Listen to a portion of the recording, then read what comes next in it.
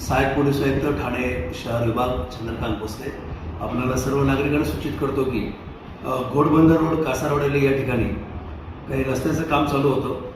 काही कारणास्तव 29/4/2025 रोजी रात्री 12 वाजेपर्यंत सदर काम पूर्णतः होणार होते, परंतु त्या कामाला थोडी जास्त वेळ लागल्यामुळे 1/5/2025 रात्री 12:00 वाजेपर्यंत आम्ही त्यांना परवानगी दिलेली आहे.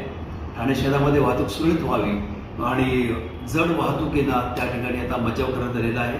त्याप्रमाणे प्रवेश बंद आहे. मुंबई ठाणे घोडबंदर रोडच्या दिशेने जाणारे सर्व जड वाहनं बंद करण्यात आलेली आहेत. तसेच मुंब्रा कळवा या भागात आम्ही डायव्हर्शन केलेलं आहे आणि नाशिककडून घोडबंदर रोडच्या दिशेने जाणारे सर्व वाहन मानकुली नाका येथे त्यांना प्रवेश बंद करण्यात आलेला आहे. घोडबंदर रोड वाहिनी या ठिकाणी देखील गुजरातकडून येणाऱ्या वाहनांना प्रवेश बंदी केलेली आहे आणि मुंबई वसई विरारकडून येणाऱ्या वाहनांना देखील प्रवेश बंदी केलेली आहे.